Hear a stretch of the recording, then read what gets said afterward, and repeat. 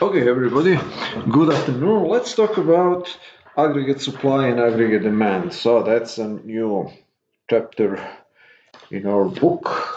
I cannot now remember. Give me just 1 second. I will tell you which chapter it is.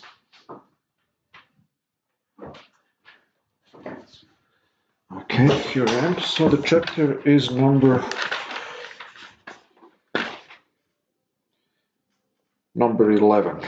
So number 11, aggregate supply and aggregate demand. So this is a part of our discussion of macroeconomics that we began 2 lectures ago, last week. Basic framework for analysis of macroeconomics, economy as a whole. So the concepts of aggregate supply and aggregate demand are the main tools that are used to study the macroeconomic realities in our economy. The framework is just an adaptation of the standard supply and demand microeconomic theory that is routinely used in all aspects, in all parts of economic science. You will remember probably that we use these graphs very much in the first part of the semester in class, that you have a price on the vertical axis and quantity of goods or services on the horizontal axis, that the demand curve is downward sloping curve that shows an inverse relationship between the price and quantity of goods and services. Higher the price, lower the quantity demanded, and vice versa. Lower the price, more demand for a good or service will exist. With the supply, it's the other way around. Higher the price on the market, more good or a service will be produced and offered for sale on the market. The equilibrium, the concept of market equilibrium, is the intersection of the supply and demand curve, which means the supply and demand curves, which means the equality of supply and demand. The price at which demand curve intersects the supply curve is called the equilibrium price, and that point A in this particular case, is called the market equilibrium. The price 1 here is the equilibrium price, and quantity 1, y1 down here, is the equilibrium quantity of goods or services. So we are talking here for a moment about an ordinary market. You can imagine this is market for potatoes or computers or second-hand cars. It doesn't matter what it is. You will have the equilibrium price for one homogeneous good that consists the market that consists of reasonably similar and interchangeable goods. You will have one equilibrium price, and you will have then one quantity of goods that will change hands, that will be produced and sold on the market to consumers. We've seen also that there are movements of demand and supply curves and factors that can influence the movements of supply and demand curves to the right or to the left. We've seen that when demand increases, the demand curve shifts to the left. The whole demand curve shifts to the left, which means that at the same price, people will be willing to buy more goods and services than before. Okay. When the demand curve shifts to the left, that means that at the same price as before, people will be willing to buy less than before. Aggregate supply curve, or rather supply curve, also can shift to the left or to the right. If it shifts to the right, that's an increase in supply, which means that at the same price, producers will produce and sell more goods and services. If it shifts to the left, it means that at the same price, they will sell less. So that's a standard supply and demand framework. Aggregate supply, aggregate demand framework applies to a macroeconomy, economy as a whole. So now on the vertical axis is not the price of an individual good or potatoes or tomatoes, but it's its general price level, the average price of all goods and services that are produced in an economy. And on the horizontal axis, it's not the quantity of one individual good or service, the number of units that are being sold, but it's rather GDP or real GDP. That is the total quantity of all goods and services produced in an economy. You will remember from last week the definition of GDP, gross domestic product. That's the market value of total market value of all final goods and services being produced. Okay, so the price level is the price at which all goods and services are exchanged, as defined by the CPI, by the Consumer Price Index that we discussed last week, that measures the average level of prices, all prices in the economy, and real GDP down here, gross domestic product, is the quantity of all goods and services produced in an economy. Aggregate supply curve is a supply curve for all goods and services in an economy, and it measures how large a quantity of real output will be produced at different price levels.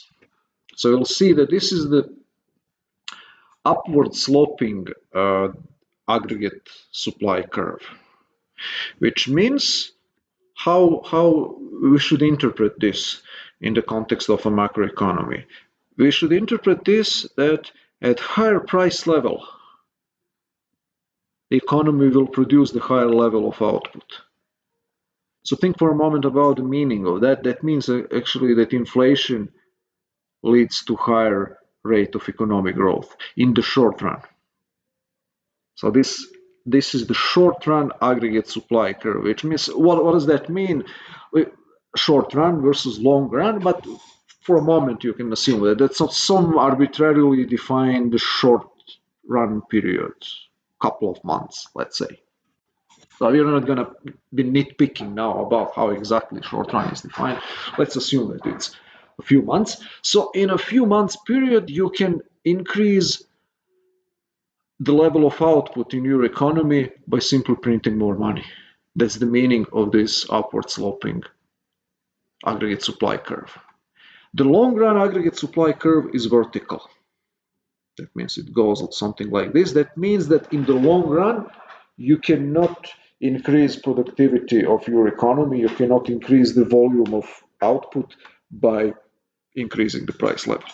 And we'll see in a second why is that the case. So that's the aggregate supply. That's a curve that shows all possible combinations, all possible quantities of goods and services that are going to be produced in the short run at different price levels. Higher the price level, higher the quantity of goods and services that could be produced by an economy in the short run. In the long run, the supply curve is vertical, so you cannot do anything by increasing prices. The price level doesn't matter in the long run if it's vertical, so at any price level you will be producing the same quantity of goods and services. Aggregate demand curve obviously is the downward sloping, it's always short run. In this model, at a higher price level, if stuff is more expensive, people will buy less. If stuff is less expensive, people will buy more. People will spend more on goods and services. So that's the basic definition. So that's the basic framework within which we operate in the macroeconomic analysis. So we just adapt or adjust this very basic and simple supply and demand framework and substitute the aggregate curves and the general price levels and volume of production for individual supply and demand curves and individual prices and quantities of goods and services. So that's the only modification of the standard analysis, is that you're not talking about one good or one sector of the economy or wherever. You're talking about the economy as a whole. So that's one clever adjustment that economists did. Now let's analyze individually aggregate demand and aggregate supply. What are their consisting components? What are the factors that can influence the changes in aggregate demand and aggregate supply? So this is the macroeconomic equilibrium, then this intersection of aggregate demand and aggregate supply. So depending on what happens to the aggregate demand and supply curves, the macroeconomic equilibrium will change. Just one more thing to remind you of. The equilibrium means that there are no shortages and there are no surpluses. So if the price level were over here, higher than P1, you will have then the quantity demanded lower than quantity supplied, so that will be a surplus. And if you had, for whatever reason, general price level lower than the equilibrium level of prices, then you will have an excess demand, which means a shortage. So both of these situations will have to be dealt with in some way. Usually, when you have a shortage, we can call excessive demand, or we can call it under consumption, insufficient production, then the solution is for price level to increase. When the price level increases, the demand will drop. People will buy less goods and services when prices are higher, and supply will increase because people would want to produce and sell more stuff when prices at which they can sell are higher. And the opposite happens if you have a surplus over here. Then the supply will have to shrink. When prices go down, people will sell less because less profitable firms could not afford to produce and sell, and people will want to buy more when prices go down. So then the supply and demand will also converge towards equilibrium. So that's the same principle. You will remember that we analyzed that in great detail later on. You can consult your notes and the chapter dealing with supply and demand analysis. This is the exact same thing, just applied to shortage and surplus and how shortage and surplus are eliminated, just applied to the macroeconomy, to the economy as a whole. So now let's analyze aggregate demand and aggregate supply. This is the equation that you are already familiar with. This is the equation we mentioned in a definition of GDP like a week ago. So now we can say that aggregate demand, the total amount of spending in an economy, could be analyzed as a sum total of consumer spending, C, investment spending, I, government spending, G, and something called NX, or net export, which consists of export minus imports. So that's the total amount of spending in an economy. Why is that the total amount of spending? Consumer spending obviously is a part of total monetary expenditure in a country. Investment spending is buying capital goods and services, machines, tools, all means of production that people need in production. So that's a part of spending. Government spending, obviously, infrastructure spending and other forms of spending. Why net exports? Why we add exports into aggregate demand by we subtract imports? The simple reason for that is that exports is the amount of money that enters into the economy. You remember this circular flow diagram that export belongs to GDP because foreigners are exchanging their money for dollars and using dollars to buy our goods and services. So then the money is flowing into the economy, so the export contributes towards an increase in domestic spending, whereas the imports, by importing stuff, we are using money that we have in this country, we are converting it into foreign currency, and we are buying to Japanese or to Chinese, paying to Japanese and Chinese or whoever else, Europeans, in their currency for goods and services that we import. So this reduces the total amount of spending, of domestic spending in our economy. So that's the reason why this formula for aggregate demand, for aggregate amount of spending, is what it is. So aggregate demand, you can think of it as an aggregate or total amount of spending in the economy, a buying side of the market. So now, what are the factors that can influence, that can make the aggregate demand curve shift to the right or to the left, which can increase the total amount of spending at the same price level? So even if the price level doesn't change, if the aggregate demand schedule changes, then people will spend more than before. Just to remind you of that, movement along the demand curve is not the same as movement of the demand curve. So movement along the demand curve is a change in quantity demanded that is a consequence of a change in price, which means price is here, quantity is here. If the price goes down, the quantity will increase. If the price goes up, the quantity will decrease. So that's the movement along the demand curve. You go from one point to another and you change quantity that is demanded as a function of a given change in price. So that's a change in quantity demanded. Change in demand is when the entire curve shifts. So if the entire curve shifts, let's say, to the right, then at the same price here, quantity demanded that will be bought on the market will be greater. So at any given price, people will be buying more than before. Okay, so the same applies to the supply curve.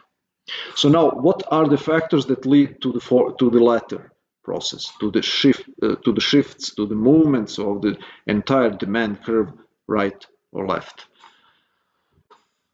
So the simplest answer is that that's everything that can increase one or more of the components of the aggregate demand: consumer spending, investment spending, government spending, or exports. So, for example, infrastructure spending.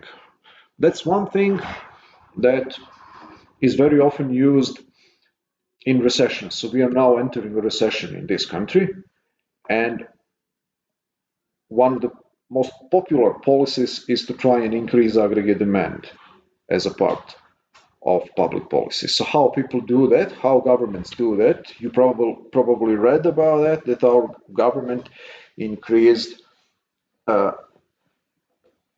budget expenditures by $2 trillion, which is a humongous amount of money, and part of that money will go to all families. Everybody's going to get $1,000 or $1,400 in order to increase consumer spending. And some of the loans will be extended to small businesses in order to increase investment spending. So any of these components could be increased by the fiscal stimulus or increase in government spending. So that's one way in which you can increase aggregate demand, to increase the amount of government spending. That will then indirectly lead to an increase in consumption and investment, because you redistribute money through the government to the people. People have more money, so then they buy more stuff, more consumer goods, and they buy more investment goods. They invest more in their private business. So that's one way of doing it. Another way of doing it is actually when interest rates go down. If interest rates go down, then what's going to happen? You can guess. If you're a consumer and your income is the same, but the interest rates go down, that means that you will be more likely to take credit, to leverage yourself, to go into debt, to borrow money. Okay, so consumer loans will probably go up, and people will use then consumer loans to increase consumption, to buy consumer goods and services. So that will increase, that will move, and the aggregate demand curve to the right, pardon. How is that affected by a drop in interest rates? Obviously by increasing the willingness of business enterprises and to borrow money and increase the investment in production facilities and in production processes. Lower interest rates, more attractive the business loans will be. And finally, exports. How can you stimulate the exports? You can stimulate the exports in a variety of ways. One of them will be tariffs. By tariffs, you would discourage imports, and you would encourage domestic production, domestic investment in production. Then you would be capable of producing more domestic goods. That will lead to both consumer spending increasing and also more exports. Also, you can subsidize domestic firms, offer them some money so they can then produce and export more to the foreign countries. I'm not saying that this is good, that this is a wise policy, but that's one of the things that you can do in the short run in order to boost the aggregate demand. Okay, so now what about the aggregate supply curve? So what does it tell you? It tells you that the prices and quantities of goods and services are proportionately related, that more expensive stuff gets, more of it in the short run will be produced. How the total supply curve shifts to the left or to the right, which are the factors that can influence an increase in aggregate supply or decrease in the aggregate supply. There are three categories of factors that influence this. One of them is input costs. So input costs is anything that influences how expensive for an individual firm it is to buy or hire a factor of production. So anything that influences your business calculation, whether to hire or buy another unit of input, whatever that might be, raw materials or labor hour or a machine or a tool, any input, any factor that you can use, anything that influences the prices of inputs that you use is an input cost. Any variation in your input costs will affect your aggregate production level, and this will then influence the shift in the aggregate supply curve. So taxes, how taxes affect the input costs? Simply, let's take one very simple example: payroll taxes. Payroll taxes increase input costs. If all payroll taxes are reduced 10%, then people will be employing much greater number of people, or at least labor hours. People will work more, and businessmen will hire more people, and production will be higher. Less money for the government, more money for the businesses to invest into production. So that's taxes are inversely correlated to productivity. So higher taxes, higher the input costs. Regulations sometimes could be burdensome. So if it costs you $10,000 to comply with certain expensive regulation, it's not a big consolation that you don't have to pay taxes.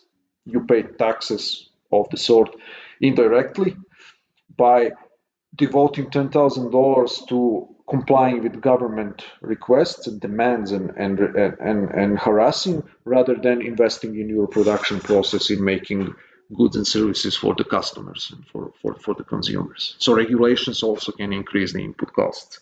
Corruption increases input costs. It may not be obvious to you, but if the costs of doing business assume that you have to bribe different officials and that you have to wait for the business permits for 7 weeks, 4 months, and so on, that you cannot administratively operate in a given country. And that's a problem in many countries in Eastern Europe, in Asia, and so on. This costs of corruption. That's a real cost of production. So that affects the prices or the cost of production, that indirectly affects the cost of production that you have to incur. Raw materials, that's obvious. It should be obvious. If you use oil and the price of oil goes up, or the price of aluminum goes up, your input costs go up. You can produce less than before. Energy, obviously, energy costs of energy are very important.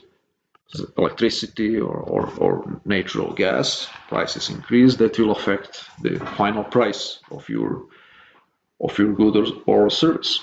So any one individual component here can affect your input costs, and higher input costs mean higher prices, and higher prices mean then less demand. So that means that less goods and services will be produced in the long run with higher costs. Quality of inputs. So now we are talking about inputs such as entrepreneurship, labor, capital, machinery, tools, productivity of labor, of workers, their education, and so on. So it does matter whether you're working with a first-class machinery and equipment, computerized, robotized equipment and tools, or with some primitive hand tools. It affects your productivity. It affects the price at which you can sell, and it affects the quantity of goods that you can produce. So you can produce less by operating an inferior machinery. You can produce less if your workers are less educated. You can produce less if your workers are less educated. You can produce less if your managers are less skillful entrepreneurs who know how to organize and manage the production process. So all of these inputs, the qualities of inputs that you're using, the quality of inputs that you're using will affect your final productivity. So if you improve the quality of some of your inputs, the aggregate supply curve will shift to the right here. So let's say American aggregate supply curve is way to the left of the Chinese aggregate supply curve because, among other things, American workers are better educated and they work with the superior machinery and equipment. So that means that at the same price level, they're capable of producing more goods and services. Also, quantity of inputs. So now if you have a larger availability of some inputs, you can produce more land, labor, capital, entrepreneurship. So that should be obvious. Higher quantity of factors that you use will be translated, all other things being equal, will be translated into higher figures of production. So if you acquire new population, if your population increases, let's say that America imports 2 million people, then the size of the labor force will increase, people will work more, so more labor hours. More people in the country, more labor hours, all other things being equal, more stuff being produced. Or also new land, you acquire new land, or for example, uh, clear the forests and transform the land into arable land, and sow the corn and soybeans and so on, the quantity of agricultural products produced will increase. So the quantity of inputs will contribute to an increase in quantity of output produced. So these are the shifters of and obviously it works in the opposite direction. Any reduction in any one of these factors could lead to a decrease in or the shift of the aggregate supply curve to the left. Okay, so now that's the market equilibrium here and the concept of aggregate supply and aggregate demand. What is the concept of recession? Why recession happens? Why recessions happen? How they happen? What is the structure of the business cycle? So here it should be added recessions and business cycle. And I'll explain why is that important to emphasize. And what are the factors contributing to the appearance of recessions? So recession, the basic definition, that's a drop in real GDP. So what is real GDP? Here, the quantity of goods and services produced in a country. So recession is a drop in the aggregate real GDP figures for at least 2 consecutive quarters, which means for a 6 month period. So it's necessary in order to define something as a recession, you will have to have a drop in real production figures for 2 consecutive quarters. So that means from April to June and then from July to September. So if you have a negative rate of growth, a drop in GDP from April to June, and then increase from June to September, and then again decrease from September to December, you don't have a recession. You need 2 consecutive quarters of negative growth rate in order to have formally defined recession. Recession has recession is or a contraction, however you want to call it, is one element or one part of the business cycle. So what is the business cycle? Business cycle is this up and down pattern in which economic development unfolds over time. Business cycle contains always a period of expansion. That's when real GDP increases. Then you have a period of contraction. Real GDP declines. And then it touches the bottom, which is called the through, the lowest point of the business cycle, and then it starts recovery, an increase in real GDP. So expansion, contraction, recovery. Expansion, contraction, recovery. So that's the business cycle. Why is that the case? So it's not obvious that this should be the case. So when you look at the long-term perspective, the economic growth in this country and in many other countries is positive in the long run. Why would economic growth be uneven over time? Why would you have these periods of expansion and then recession and then once again expansion? Why is it not even and flat over time? There are many reasons for this, that you have a business cycle and that you have potential periods of negative economic growth. The first potential cause could be decrease in business and consumer confidence. That's something that is happening right now in this country, that people spend, because of the uncertainty related to this virus, people are spending less money and businesses are investing less. So then that eventually will lead to a drop in aggregate demand over time. So then you will have a slightly lower prices, or if aggregate supply decreases as well over time, you can have similar prices but lower real GDP. So that's a recession, lower real GDP. So one of the reasons for that could be decrease in business and consumer confidence. Something happens that creates uncertainty. People start panicking, as they are doing right now.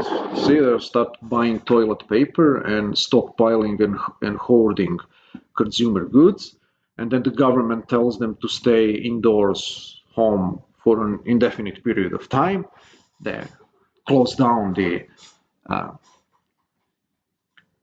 business establishments, so this will lead to a recession. Even if you don't close the business establishment, it's enough that people are scared to go away, to dine in the restaurants, to go to see their barber, to go shopping, and so on. So that means that the consumer confidence goes down, purchases will go down, the demand, the amount of goods and services sold will be going down.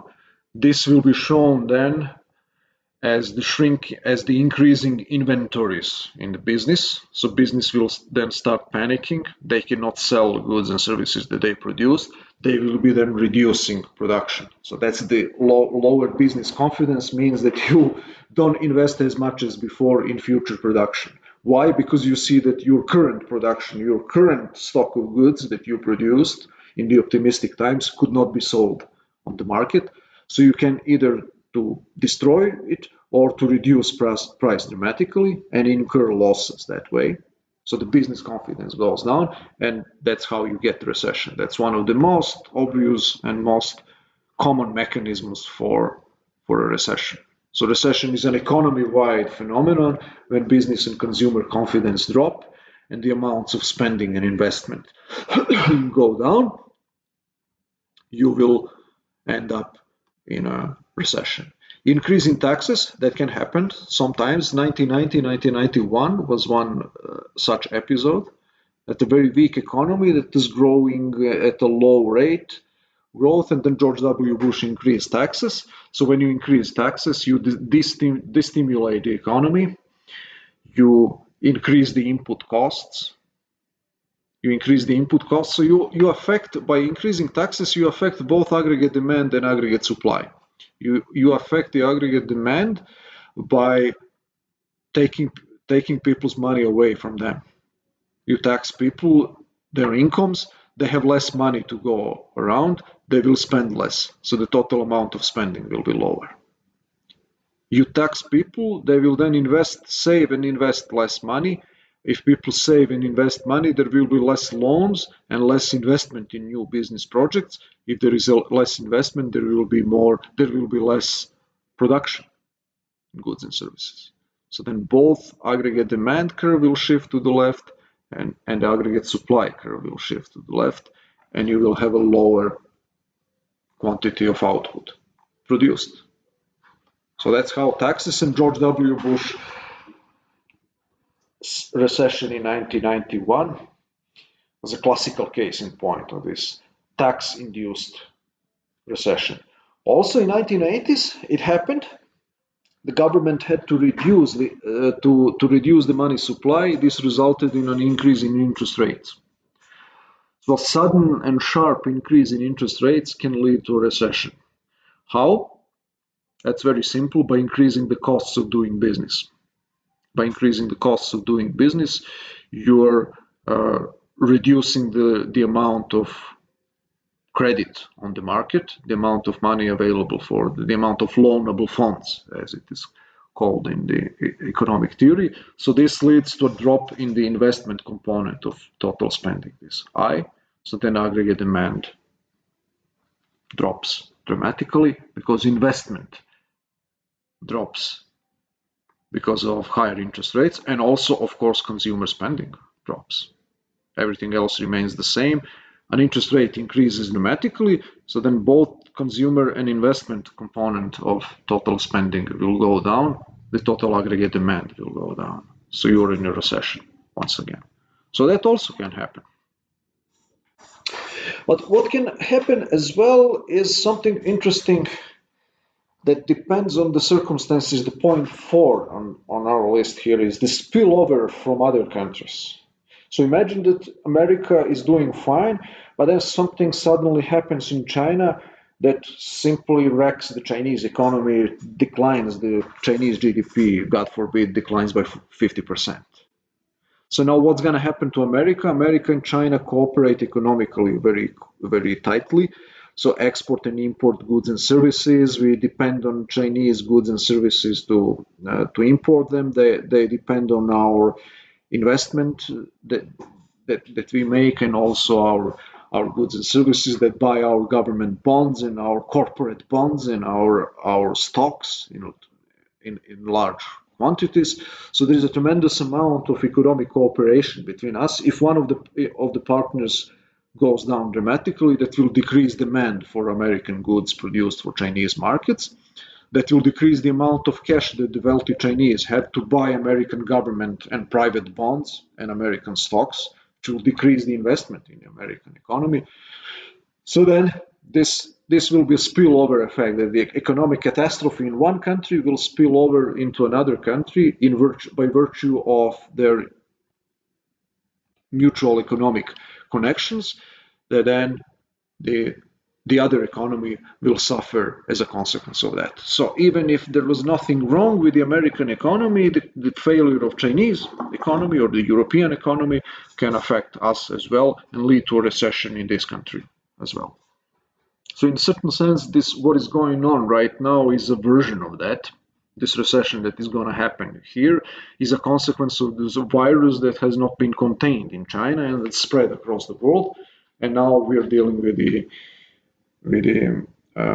consequences of that fact. There hasn't been anything wrong with the American economy before, but this imported virus actually wrecked the domestic American economic prospects, at least in the short run.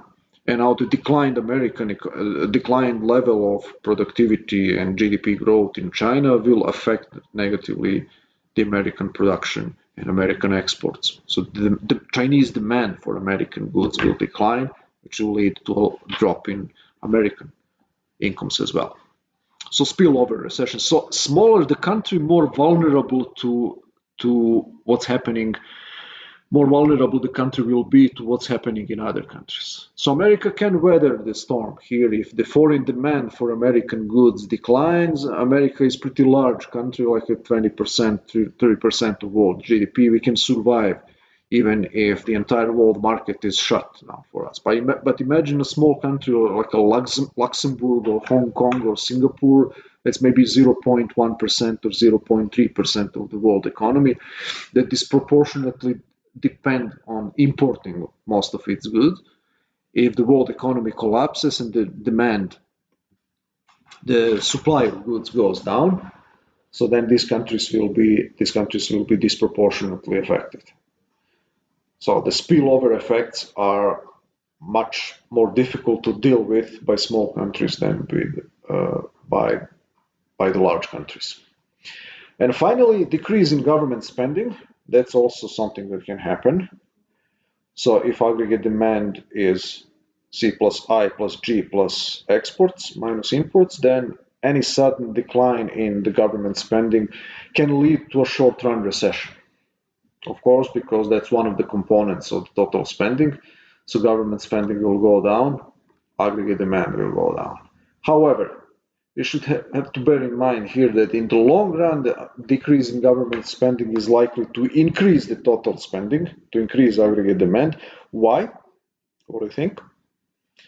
So if you decrease the government spending, you then may afford to decrease taxes as well. So any tax decrease, any tax cut will lead then to stimulating effects for consumer spending and investment spending. So although in the short run, a decreased government spending component G, a drop of that component can lead to a recession. In the longer run, it can lead to an economic recovery and fast economic growth by stimulating through lower taxes, investment, and consumption components of total spending. Okay, so that's all I've got for today. Please send your comments and questions on Canvas. If you have any comments and questions, send them to me. I will answer them as quickly as possible via video. I will mark your homework assignments today and tomorrow, so don't worry about that. And maybe for next week we can schedule one meeting in which we can debate and discuss some of the issues and talk about the final exam and preparation for the final exam. And I would like to hear your feedback about how are you doing with this online system. Do you have any concerns or questions or whatever? So then we're gonna try and schedule one Canvas conference next week, early next week, Monday or Tuesday. So bear that in mind and plan accordingly that we will need to have one session at least next week in which we will be chatting a little bit about our topics in this course. Okay, so that's all for now. Bye bye and stay safe, stay healthy, and I'll see you again next week.